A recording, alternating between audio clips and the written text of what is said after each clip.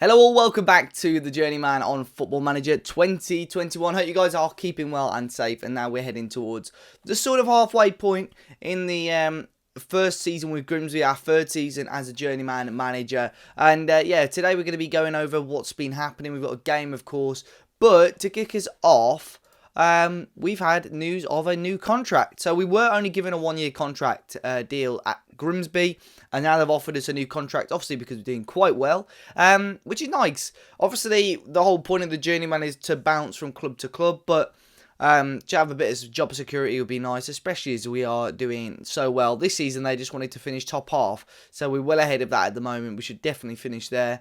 So yeah, let's start negotiations. I mean, a 3-year deal, quite big, and obviously the wage as well. And 90% compensation. Basically, clubs are going to have to pay big bucks to get us, which is okay for obviously Grimsby as a club, because we don't want to just be leaving clubs. If we ever do leave the club, we'd like them to get that little bit of money as well. But in terms of how we've been getting on since we last met, of course we beat Telford in the end after extra time.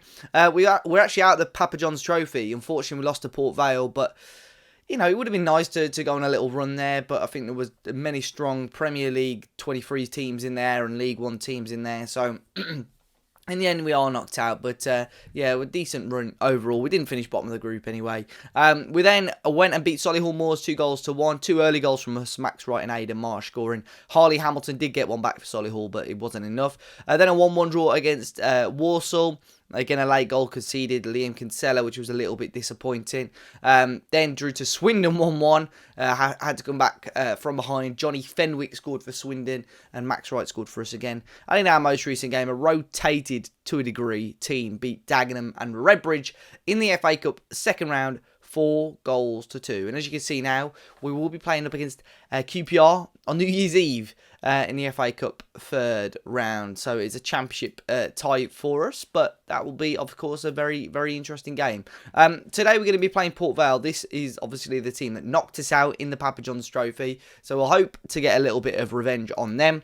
But in the league at the moment, we are second. We are 5 points behind Tranmere now, who lead the table, just because we've got a few too many draws. But look at that. In terms of, falling out of the playoffs, we are 10 points clear of 8th place Stevenage, who sit just outside of the playoffs, and we're 4 points clear of 4th place Crew, which would take us out of the automatic promotion picture. So we're doing really well. Aidan Marsh, 18 goals in the league so far this season. 6 more than any other player, which is Tom Nichols from Crawley. So yeah, he's on fire at the moment. We just got to hope he continues his strong form. But yeah, Port Vale today, new contract signed. So let's jump into the game. So then here we are with the teams for today's game. A pretty much full strength team for us, bar Matty Pollock, who isn't quite 100% fit for this game.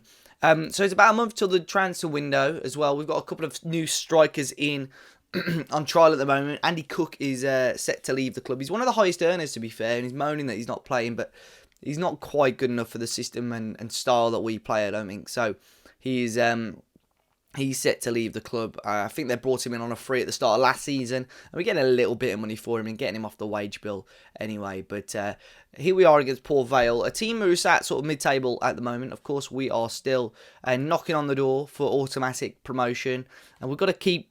I think one of the better things about this team, you could say, is that we are gaining more draws than defeats, which I suppose in one way is good. But we've got to start turning some of these close games into wins. We may well do that here, as Marsh again should have scored. My word, that's why he's got so many goals. He's getting in these areas, he's winning those loose balls, and he should have got his 19th goal of the season there. He still might here, though. It's Randall, ball into Blair, get in. Harvey Blair, just over half an hour gone, makes it 1-0, and it's Grimsby 1, Port Vale 0. And Harvey Blair, who's getting a nice little run in the team now, as that pressing forward. I did want, when we agreed a loan with him, I said we'd be playing him as the advanced forward. So his club are moaning a little bit, but it's another goal for him, and we take the lead here against Port Vale with just over half an hour gone.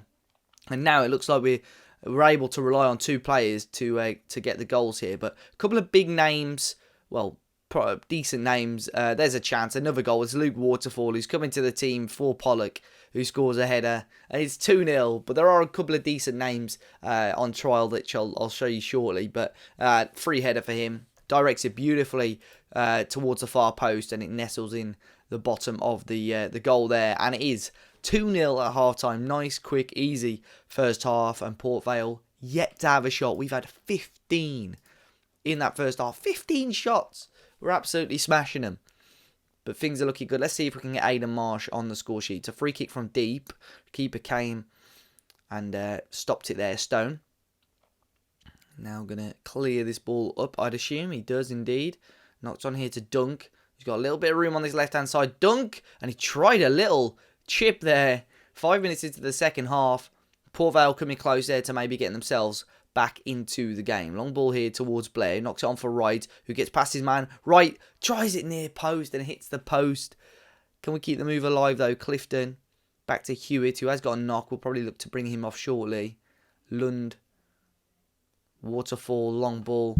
Yeah, I'll bring Elliot Hewitt off now because, we're in a pretty decent position. We'll bring Regan Ogle on.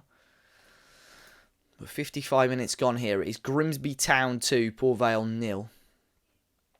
Oh, and they're in though. It's Gomis for Port Vale, and what a save by McEwen.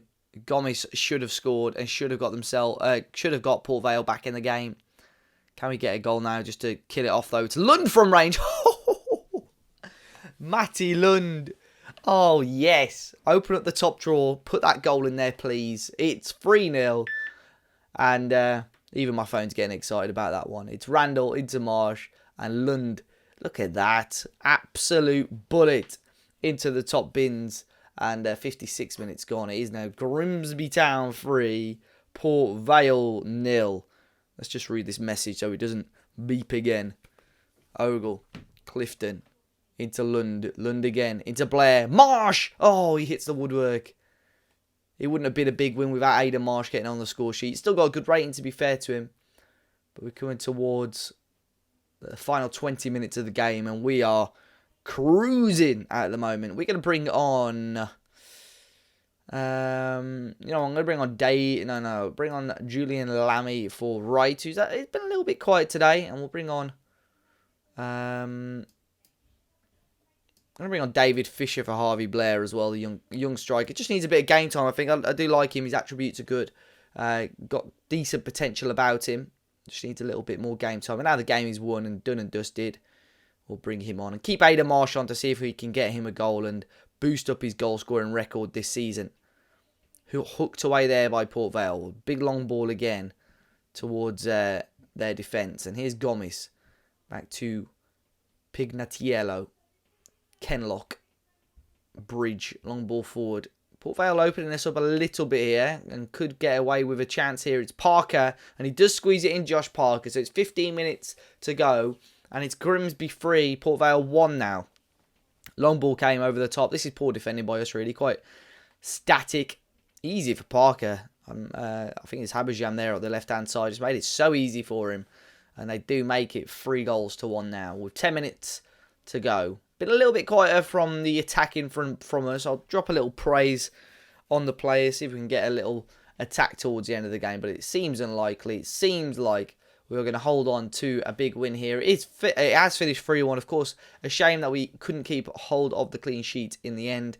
But a very, very dominant performance overall. And another 3 points for us to get back to winning ways in the league after a couple of draws. So we're now on 43 points. Tranmere as well, still doing really well. They got another a 3-1 win as well. So they're level with us on goal difference. 5 points clear. But another nice win, obviously, just to continue creating a cushion. We're now 7 points clear of 4th place, Crew Alexandra. So 6 games unbeaten for us, back to winning ways in the league after a couple of draws, and it's going to be an interesting month of December. A couple of games, but I think we will come back for that FA Cup game against QPR. Can we do and create an upset? Maybe. The people and the players, the strikers that I've got in on trial at the moment, Connor Washington, of course, a decent player. Played for Peterborough at League One, Championship level. Never really, you can see, like a natural goal scorer. Never had, prolific seasons as such. I say that as he bagged 43 goals for St Ives one season. But at like Football League level, he's never been overly prolific. But still at League One level doing okay. So we've got him on trial right now. Probably going to be, pressing forward is his preferred role. So I'll probably actually extend his trial a little bit shortly. I don't know if I can extend it actually, but yeah, him and this guy Gutkovskis,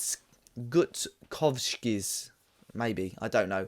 I'll probably end up calling him Vlad, but he's a Latvian international, played a lot, never played in England, predominantly in Poland, a couple of decent performances in the Polish First Division, but again, similar to Washington, not really an overly prolific forward, but I think if Andy Cook is leaving, like I said, he's on £2,000 a week, he's got to be up there. He's our highest earner, Andy Cook, so he's going to be going, and we'll probably bring in one of these guys, hopefully on a similar wage or even less would be ideal. But yeah, we'll probably have one of those two signed by the time we're back for the next episode. But guys, be sure to hit the like button down below if you haven't already. Subscribe to the channel if you're new, and I'll see you all very, very soon.